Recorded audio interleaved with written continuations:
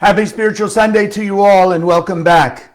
Today we're starting the new moon of Capricorn, and therefore we each decide, do we want miracles from the month of Capricorn or continued chaos? That's our choice that we're going to discuss.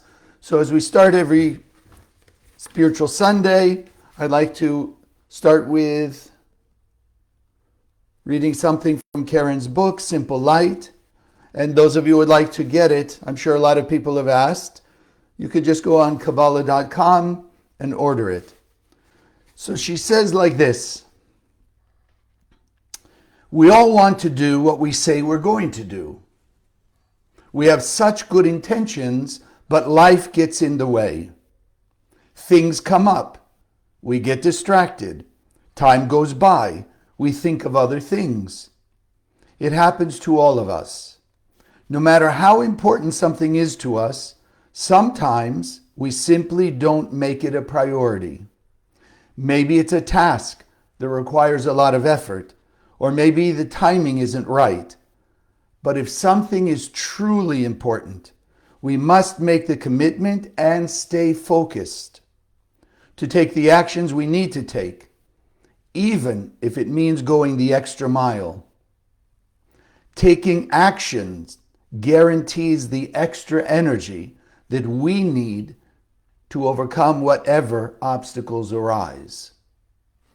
And so, like the saying goes, if we want to do something, we'll find the way. If a person doesn't want to do it, they'll find excuses.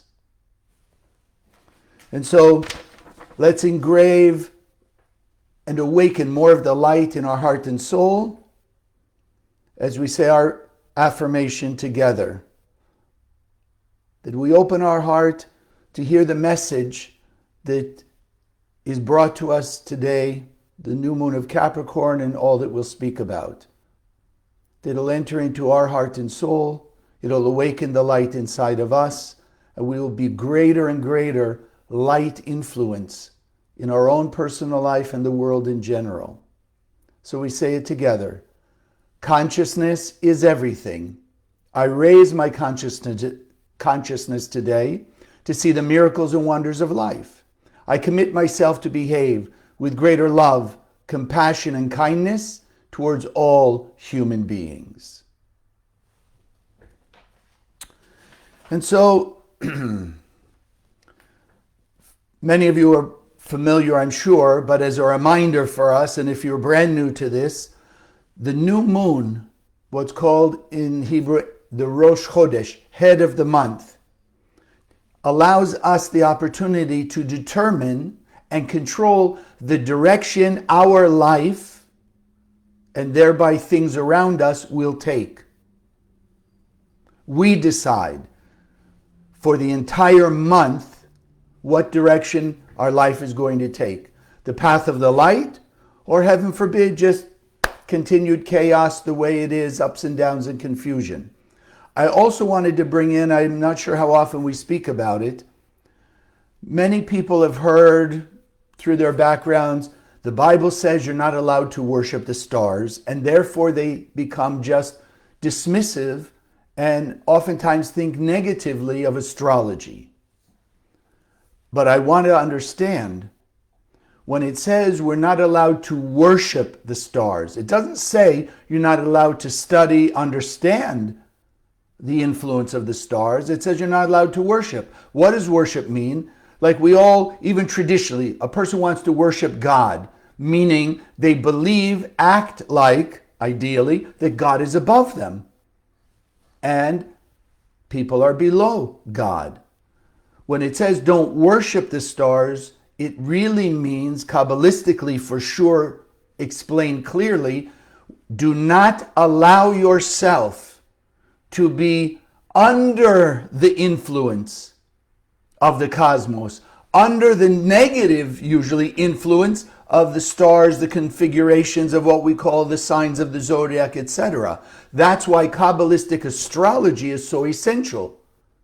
Because it's not just, here's what the cosmos is doing, and sorry, but you're stuck.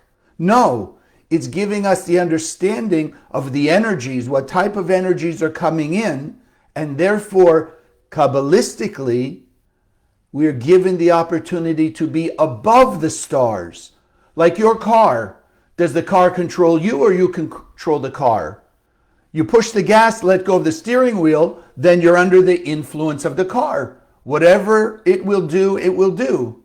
But if you take control, if you hold the steering wheel, now you decide where you're going to go, where the car will go. And yes, that does also include if a person is holding the steering wheel, but not paying attention, looking around, fooling with their phone, the radio, looking at this scenery, whatever, yes, then they are driving their car in a not good way to create some kind of chaos. But it's because they took control, so to speak, but didn't pay attention. Like Karen said, stay focused. Priority. We drive down the street. The priority is get safely to wherever we're going. Okay. So the Zohar, since we're in the new moon, the Zohar explains there are 3 heavy months in the 12 signs of the zodiac, the 12 months. Capricorn, Cancer, and Leo. Capricorn, Cancer, and Leo. So we're in Capricorn now. What does it mean to be a heavy month, or people will even say a negative month? It means, let's go back to the idea, the infinite light.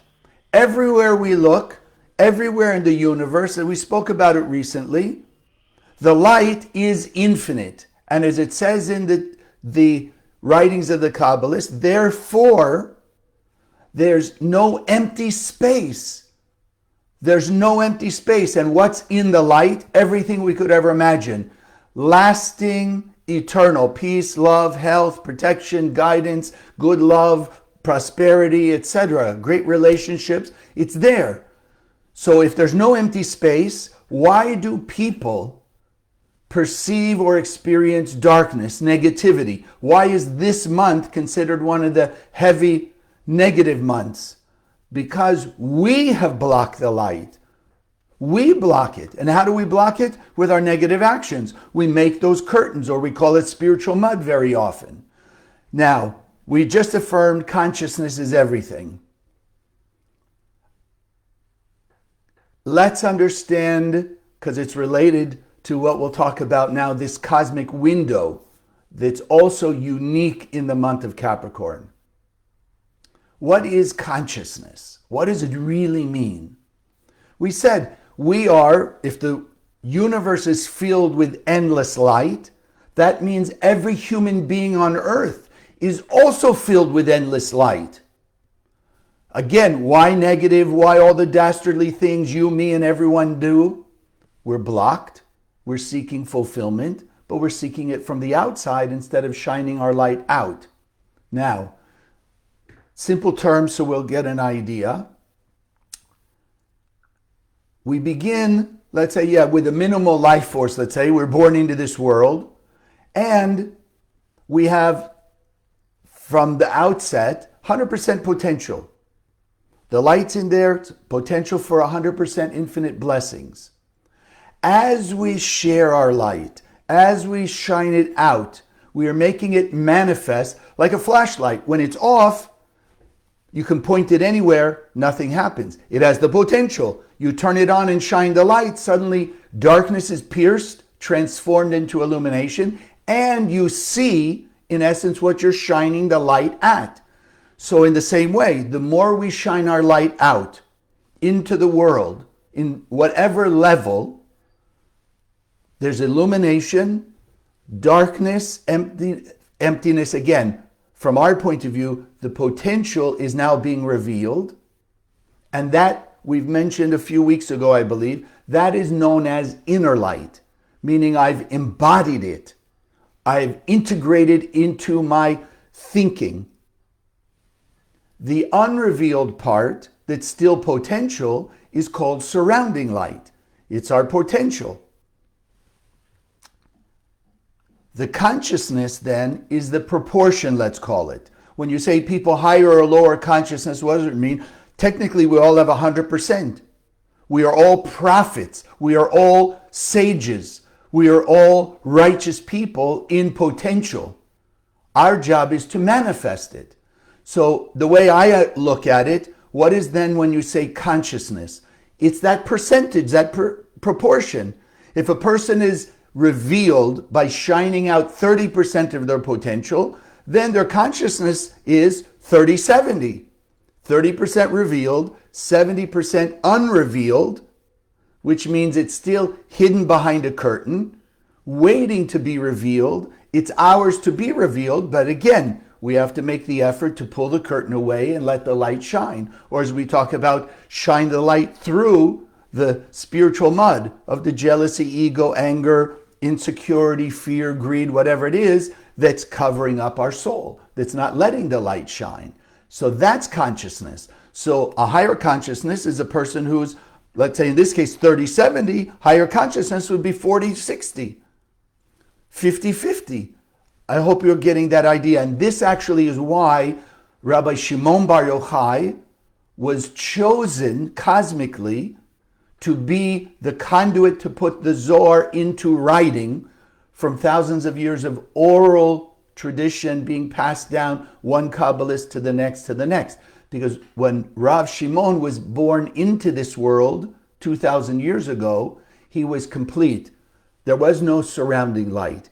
His surrounding and inner light were 100%. He had manifested all his light. Therefore, he was the perfect conduit for the endless light called the Zohar, to put it into physical form that you and I and everyone on earth could have access to. Now, we also want to understand unique about this time. Our hidden light, the unrevealed part, we say is surrounding light. But on a collective humanity level, we simply go back to the story of Adam and Eve. Remember, there was one being, one soul came into this world, filled with endless light. Then it was split into Adam and Eve. Whatever happened, happened, and on and on and on. When it says in the Bible, which we understand is coded, it did happen. The Kabbalists believe, we believe that there were two beings that contained all the souls of humanity, so we were all there.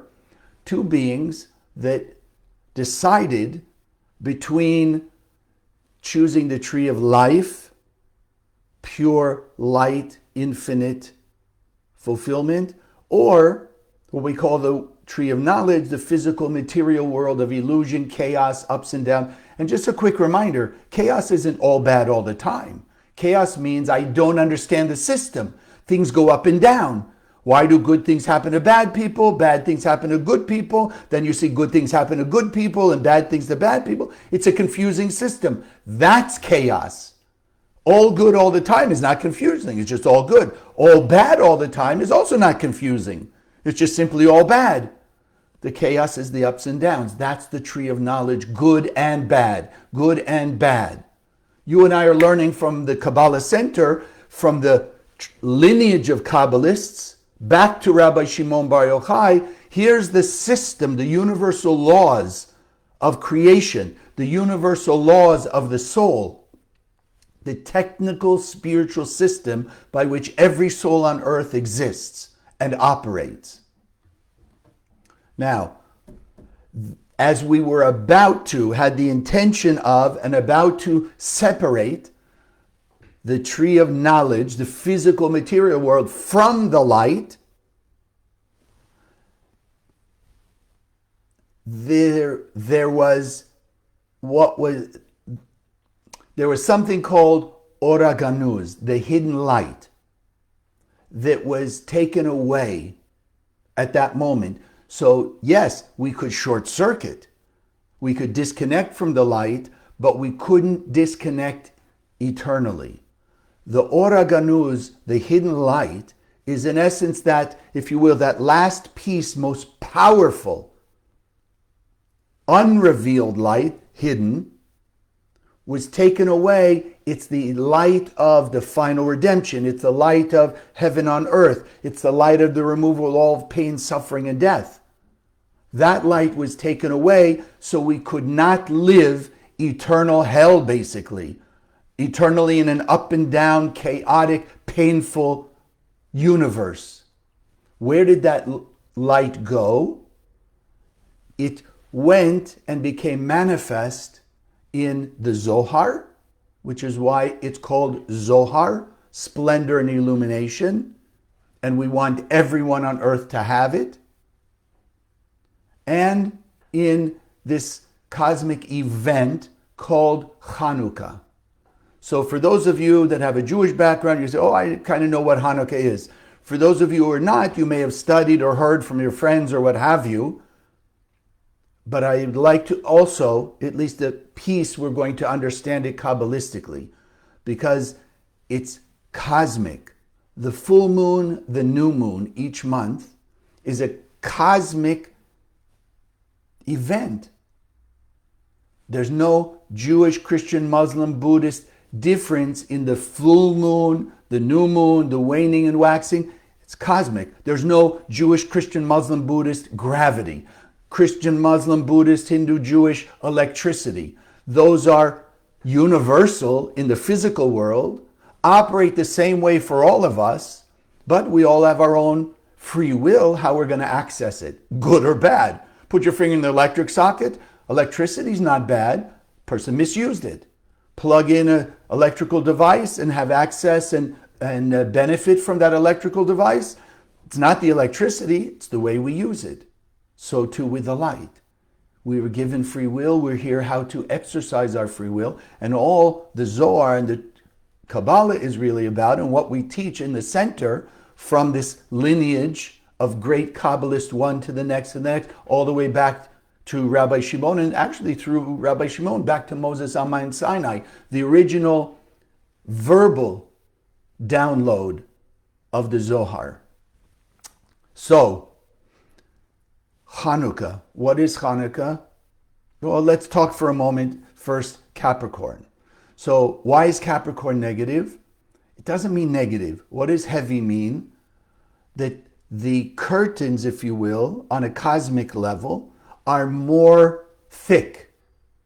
But as we also know, the greater the darkness, if you will, or slash negativity, the greater potential of light.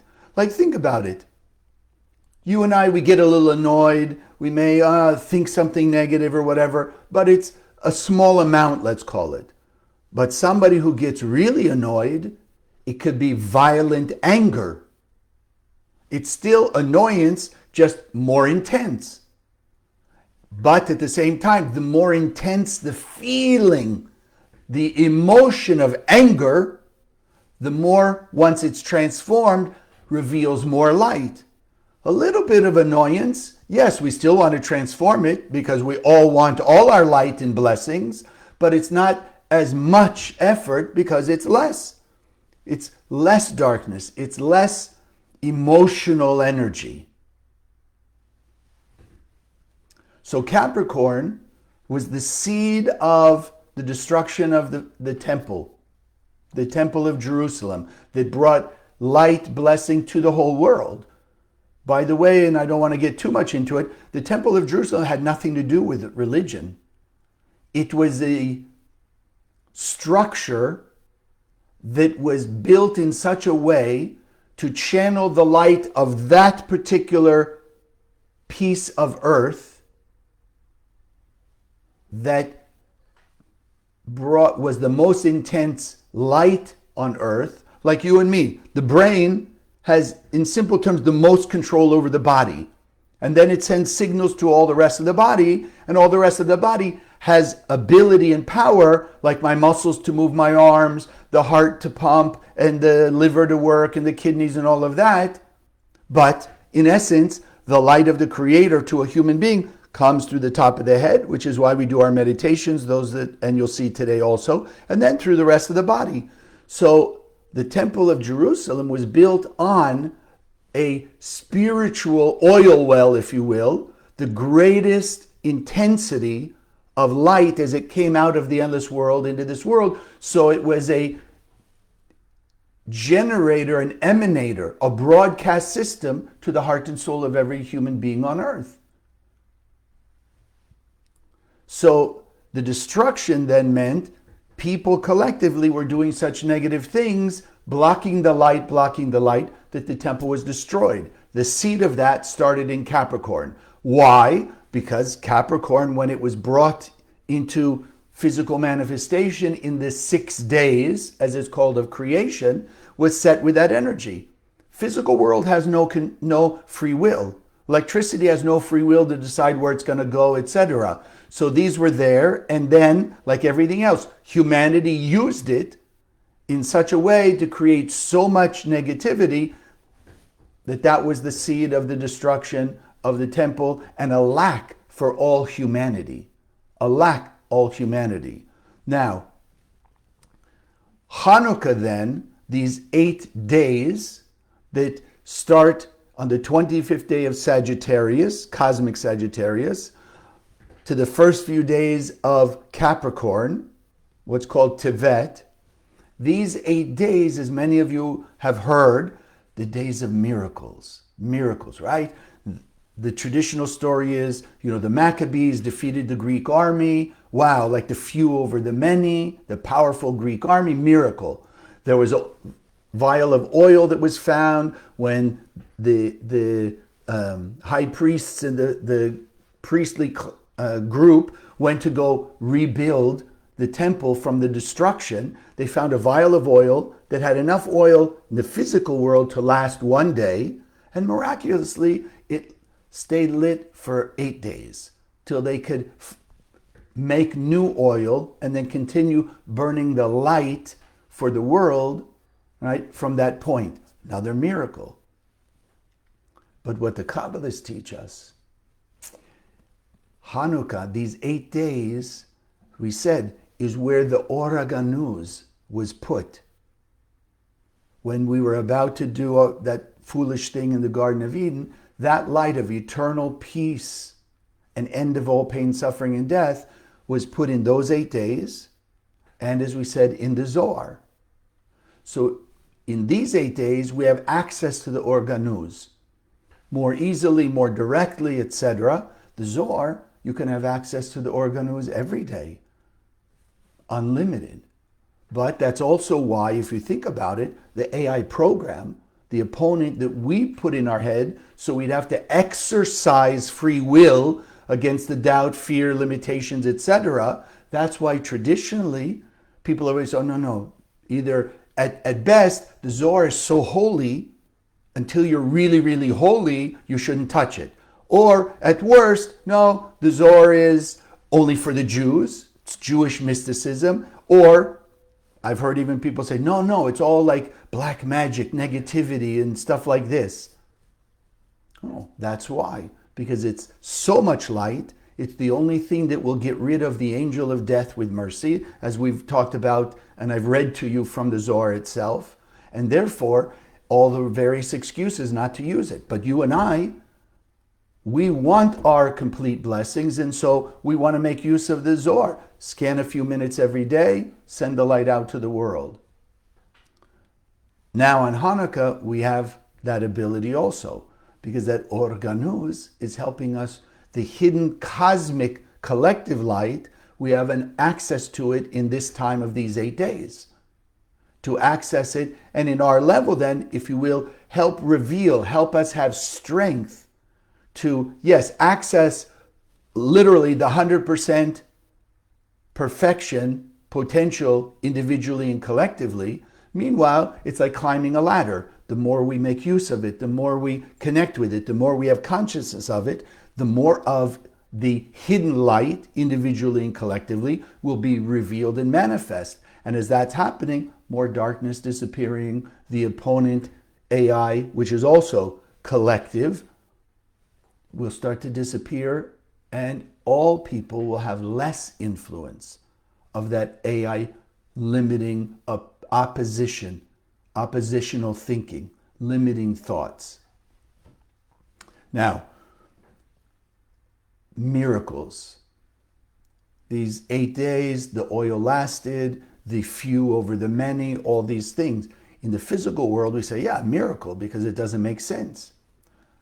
The Rav used to ask, well, if the oil was meant to last one day, and it lasted 8. The miracle is really only 7 days, right? Because one day is one day. So the Kabbalists explain to us, no, what does a miracle really mean? A miracle means beyond nature as we know it. Something that's supernatural. Which has to mean then rising above our 5 senses. I just saw a clip from scientific research of people who have or claimed to have had ability to control various physiological systems of their body. And they're saying, and there's a few different examples that I know of. One I know of personally. I met this gentleman back in 1980. But the scientists, again, from the 1% point of view, they say, no, there are certain things like body temperature, heart rate, things that we're not supposed to have control over, that these people who get wired up with all the monitors and meters and this, they can show they actually have control. By what? They meditate, they go into a state of consciousness where they're taking conscious control over the physiological systems of the body. If they can do it, we can do it. Because we all have the same technology inside of us, the same system. But like anything else, I often tell you, my cell phone has a lot of potential, a lot of things that it can do. Me, I'm pretty limited to the things I can do with it. I know people, probably some of you, who can make that thing just whiz all over. You've got everything you can do. Things that I would have no concept of. But it's the same cell phone. It's just I access a limited amount. You access more of it. But mine has the same as yours. And if I took the time and effort, whatever, to learn, etc., I could do the same things you're doing. Because it's technology. It's technology. So we want to make access to the 99%, we say, beyond nature, oraganuz, especially these 8 days. And from this point forward, I hope it's inspiring to you to scan extra. Those of you who don't have a Zohar, get a Zohar. Whether it's even just a pocket Zohar, have something to keep with you, around you. Or something like this, the 1-volume Zohar, it's called a Sacred Zohar, that has all the Aramaic, which is the conduit, is the way the light channels into this world, because the Hebrew letters DNA of the soul. And we all have light in us, so we all have combinations of those energy forces that we have called the Aramaic or Hebrew letters. If you're Chinese, let's say, because your alphabet is different, just as an example, every human being on earth, the DNA of a human being is ATCG, 4 elements. It's the same in everybody. So it doesn't matter what language, it's the same. The operating system of the soul is the same. The Hebrew Aramaic letters are conduits. They're not a construct of humanity. Similar to how a photon is not a construct of humanity. In the Big Bang that created or manifested the physical world, a photon is a particle of physical light. So too, the Hebrew letters, as we've called them, are conduits of the endless light into this world. So then, what's a miracle?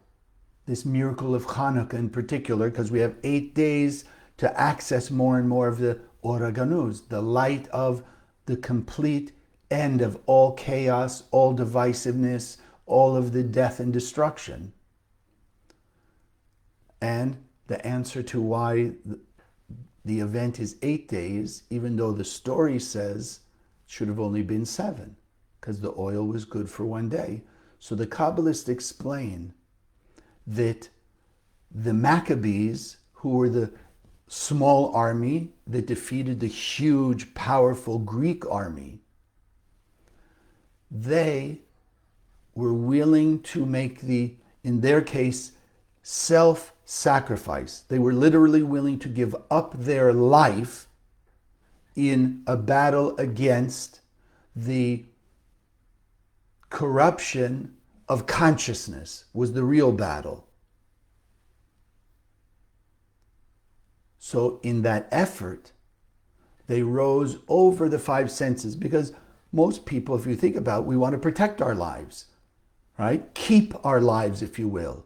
They were willing to sacrifice their life, give their entire life for the good of others. And in that, then, they rose out of the 1% into the 99%, which is infinite light. And in infinite light, things will last infinitely. And therefore, this vial of oil was able to be elevated out of the physical world, and it was available for all 8 cosmic days of the greater, easier access to the Ora Ganuz. And that's why we connect to this holiday called Hanukkah. But as the Rav taught me, holiday doesn't mean like it's a holy day, I don't know, God blessed it or whatever. It means complete. We have complete access to the Ora Ganuz. But we have to understand how to access it. And I don't want to get into that. You can study it, you can talk to your teachers or whatever, but that's the opportunity that we have. And again, doesn't matter. Jewish, Christian, Muslim, Buddhist, atheist, I don't care. The energy is available. If we use the technology, like a car, anybody who can learn to drive can control the car. It's not limited to whoever. The same thing, cosmic energy, Ora Ganuz, not limited. The opponent, that AI program, made divisiveness. So there's Jewish holidays, Christian holidays, Muslim holidays, Buddhist holidays, everybody got their own holiday. Even you think about even a new year, there's many different new years. But the first human being in this world was brought in the first day of Libra. And that's the birthday of all humanity, collectively. But I have my particular birthday, you have your particular birthday within the 12 months.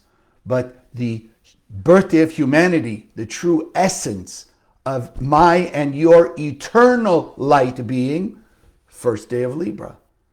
Satan made it, that AI program made it, a Jewish New Year's. No, it's not Jewish.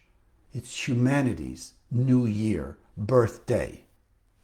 So now, what does all this mean for you and me? In this time in particular, Capricorn. As I've talked to our astrologer, Kabbalistic astrologer, I said to him, what's the first thing you think of Capricorn? He says, a sense of lack. Meaning, yes, those of you who are Capricorn, be a little more conscious because greater influence, you chose Capricorn to come in. And the rest of us, I mean, even think in simple terms. What are we all looking for? The fulfillment of our lack. So there's always kind of that sense of what's missing in one's life, what's, confusing, etc., which is also something missing. Confusion means clarity is missing. So Capricorn, again, the intensity of Capricorn means people more focused on the lack instead of how to remove, or if you will, fill the lack, the empty space. So how is that done? Like the miracle. Rise above the five senses. Don't give into the illusion that you're seeing around you. Don't give into the AI program in your head. What do we have to do? How do you rise above? You fill that empty space of revealed light in your life, because we're not empty inside. We're empty of the revelation of lasting love, peace, harmony, joy, health, prosperity, good relationships, etc. Right? Because we have free will, and since we are all inherently, fundamentally looking for total fulfillment, but we have to create a vessel for it. That's what the Kabbalists call it, meaning remove the cover that's hiding certain parts of our 100%.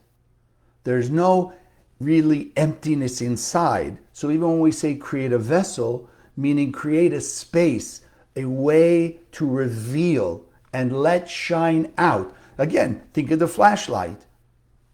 If you're in the dark and you're trying to even just find your way or look for something, your flashlight, right? If it's not turned on, potential, but nothing's going to change, be illuminated, darkness will not disappear. So now let's say you turn it on. So the light is on, it's shining, but what if you put and face it towards your own eyes? You're shining the light of the flashlight in your own eyes. You're really just still creating or leaving the darkness out there because the light is so bright, you don't see. If you want to see, you turn and you shine the light outward to the object or the path that you want illuminated.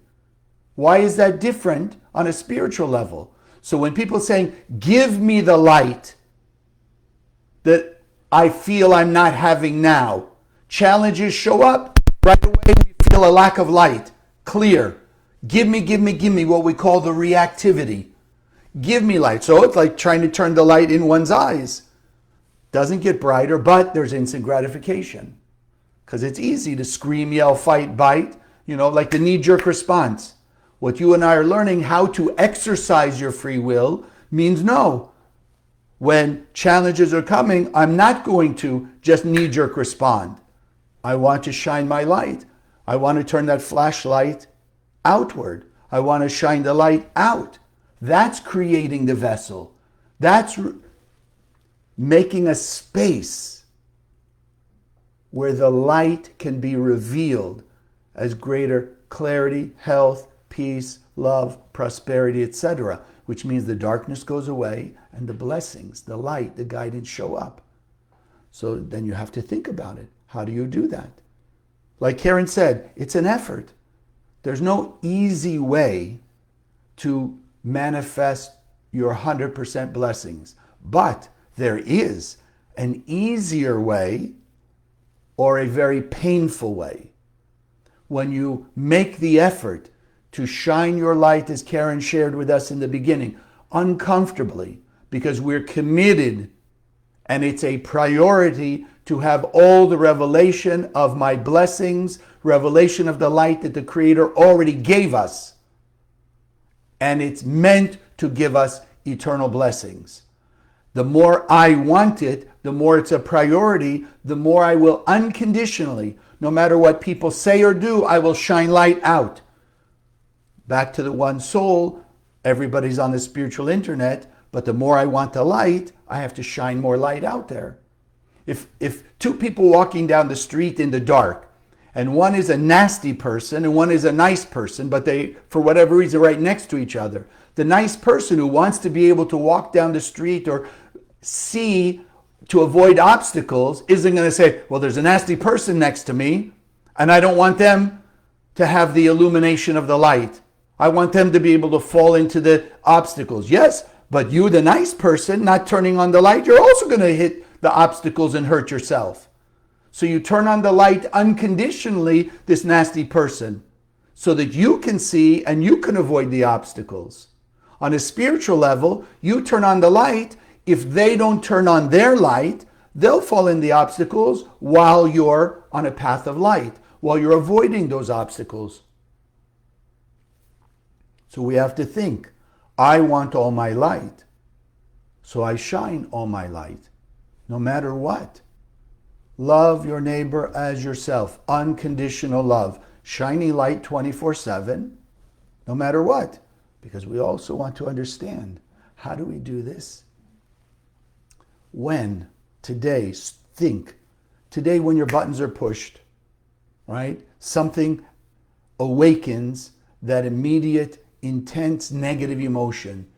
Insecurity, ego, judgment, anger, jealousy, whatever it is. When the button is pushed, don't give into the habitualized action, knee-jerk response. No, pause, stop. In that moment, you are now conscious. You have true access to free will. You have the ability to exercise that free will choice. Be conscious. Use the conscious. What do I want to empower in this world? For me, with all that's going on in the world, we really have to hold on to this idea. When you pause, you have the ability to decide, what do you want to empower in your world? Darkness or light? Do you want more anger, jealousy, ego, fear, hatred, violence, etc.? You want to empower that? Or do you want to empower the overcoming of that? Love, kindness, compassion, apology, gratitude, appreciation, generosity, humility, etc. Which do you want? And not only that, in the world, what do you want to come back to you? Because whatever you put out will come back. So if you justify with the AI program resentment, well, they did a nasty thing, I resent them, then what's going to come back to you is resentment. You can't put resentment into the world and expect kindness and peace and compassion to come back to you. No, cause and effect. What goes out comes back. Ask, because at that moment, you and me are all going to say, I want the light. And the beauty is, like in the physical world, the greater the light, the less the darkness can trick you. Because you're expanding the physical light, darkness is dissipating, and there's a greater illumination so you can navigate better within that sphere of light. How much more than when it's the light of the Creator that you're shining out there? So pause. What do I want to empower in the world? So if you don't like all the chaos in the world, stop empowering it. I don't care. You can tell me all the reasons why. That only comes from the opponent. Because the physical world, as I've heard for almost over 30 some odd years now, light is the only thing to take away darkness. Nothing else. History proves it on a human level. Physically, it's 100%. We all see it. Start sending light into that situation. When you pause, just send light. Start channeling the light, because you have a reservoir. Just think, I'm beaming some light out through these people, through this situation, and out to the world. The voice of your soul will be louder, and then you follow and listen, whatever it will tell you. Listen to the guidance. You'll be more blessed. Your whole world, even when you walk away from that situation, your whole world, because you're shining more light, will be more illuminated. More clarity of the voice of your soul versus the voice of the opponent will start to be diminished, like turning the volume down. So on this new moon, it's our opportunity to access this organuz, the light of the final redemption, the light of peace on earth. So may we all decide and commit to greater actions of love, kindness, and compassion to all human beings, to all the world, and thereby put an end to the chaos of darkness and the negative limiting influence of that AI opponent in our head that's giving us the justification, the rationalization for all the negative behavior that hurts us, heaven forbid, first and foremost, and also empowers more chaos in the world. So, greater love, kindness, and compassion to all human beings. The end of darkness, the end of chaos, the end of all the divisiveness, less influence of that AI program, and then greater, more powerfully, we'll live in a sense of unity to the ultimate, where it's heaven on earth, and we all live in unity, peace, and complete happiness and joy forever. God bless.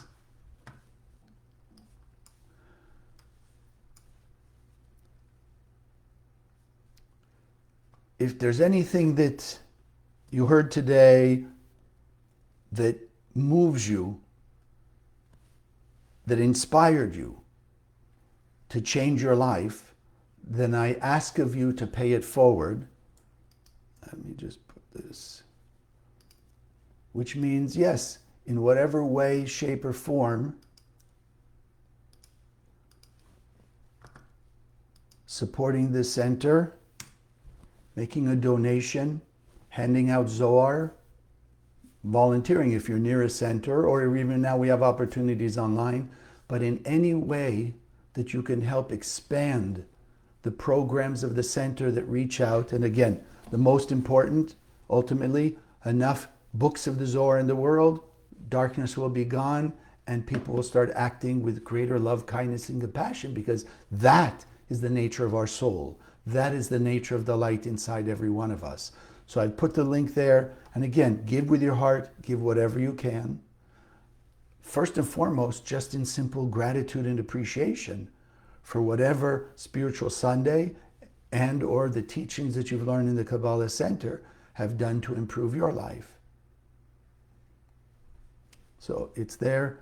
I thank you for those of you that I know who give regularly to support these projects. And for those of you, especially now, access the Oreganus, access the hidden light that exists in this time and every day. Make that effort to start and see. The Rav and Karen always said, apply these principles, do these actions, and then see how the proof is in the pudding, as it used to be called. All right?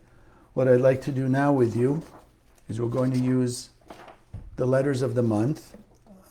Let's make sure. I guess that's all. Everybody sees it. Okay. So these are the letters of the month, Ayin and Bet. And as we said, the Hebrew Aramaic letters, same alphabet, they're just shining the light of the Creator. They're portals, as Karen would always call it. Let's call it like fiber optics from the endless world to this world.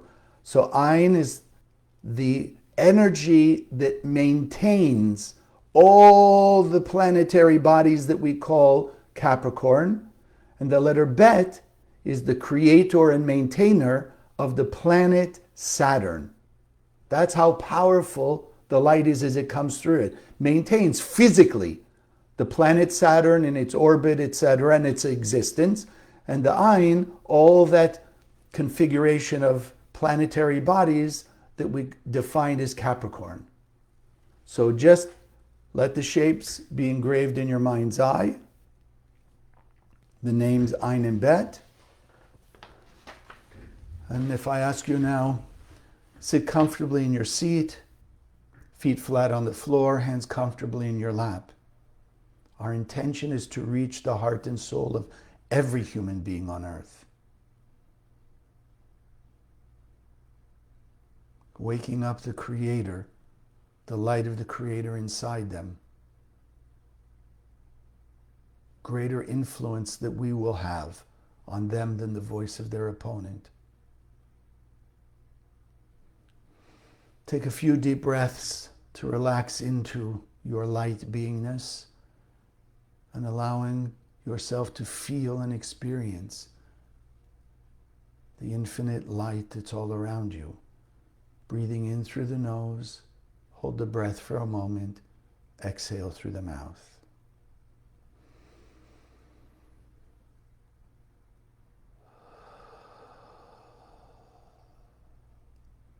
Breathing in the light of the Creator, let it flow from head to toe, and exhaling the aspects of tension, distraction, relaxing.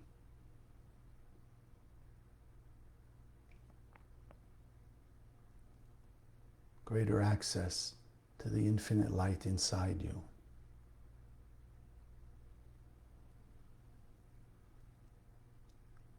Feeling the embrace, being enveloped in infinite light, becoming more and more conscious of the light in and all around you.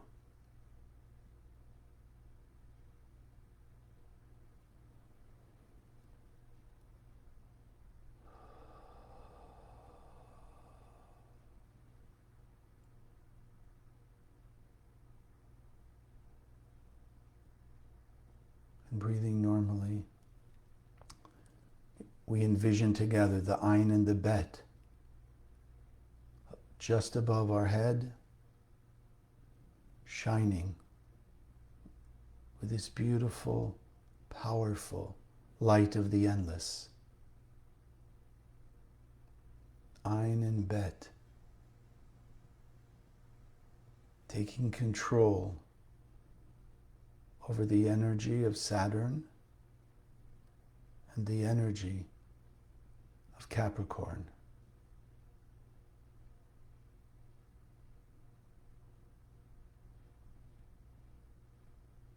To be the power of redemption, freedom from limitations, freedom from the negativity, negative emotions that we carry, freedom from the perception of separation between us and our soul, the soul and the infinite light, between each person and every other person,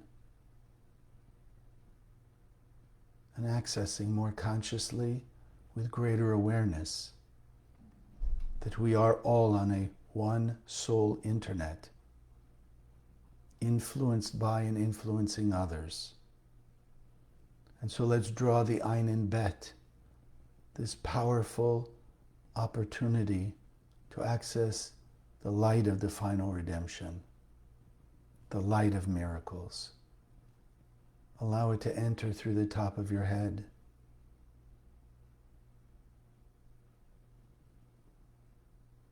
Clearing the thoughts as it passes into your brain. Clearing the thoughts of limitation, the false thoughts that we've allowed to settle there with the influence of that opponent. Removing the cover of falsehood, allowing the true and truth of the light of our beingness to manifest, the voice of our soul becoming louder and louder, that we hear and can follow more clearly the voice of our soul, the actions that we need to take to be more and more on the pure path of the light, and allowing the Ein Bet to flow through all the rest of your being, from head to toe, awakening more of your potential light, activating more strength to overcome the challenges, pausing, share the light.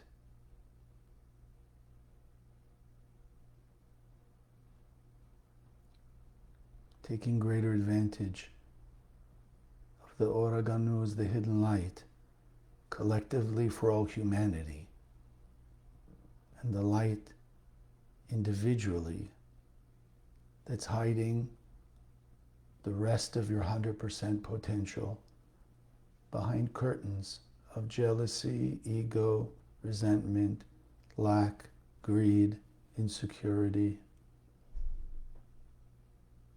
Feeling the power of the Ein Bet awakened inside you. And together we're going to beam, thinking a beam of light from your heart and soul, shining out to the heart and soul of all your family and friends. Awakening their awareness and clarity of the voice of the light in their consciousness, in their brain. A greater awareness that they've only been hurting themselves through whatever reactive behavior. An awareness that when they did make the extra mile stretch to shine light for others, thinking of themselves second, others first, the blessings that came. And therefore we're all more and more committed, dedicated to shining light out into our world. And now extending the beam of light that's gone from your heart, your soul, to all those family and friends, extending it through them to the heart and soul of all humanity. See the darkness being pierced and transformed into light. And as it reaches the heart and soul of each person on earth, awakening the light inside them, shutting down the voice of their opponent more and more, awakening their strength, clarity, and desire for more light, and wanting to be connected to the light in all humanity. Not the mud, not the curtains. More and more voluntarily, consciously, intensively, we all shine more light from us, through us, out to the entire world.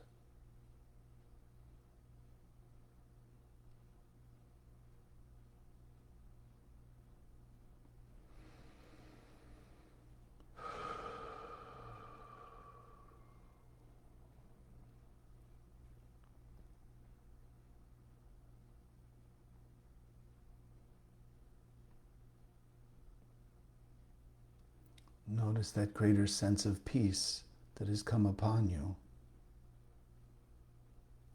A greater vibration of life force as it's channeling through you.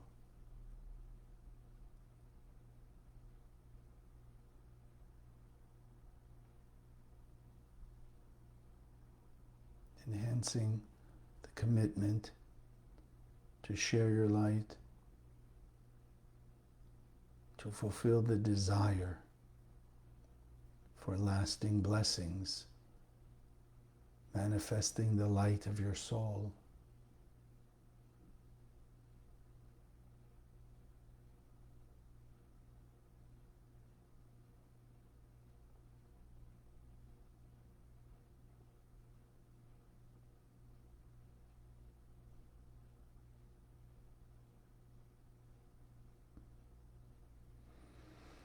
Taking one more deep breath to anchor this into heart, soul, and mind.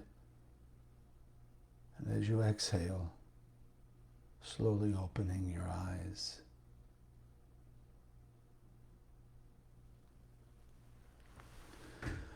Wow. Thank you all for joining us.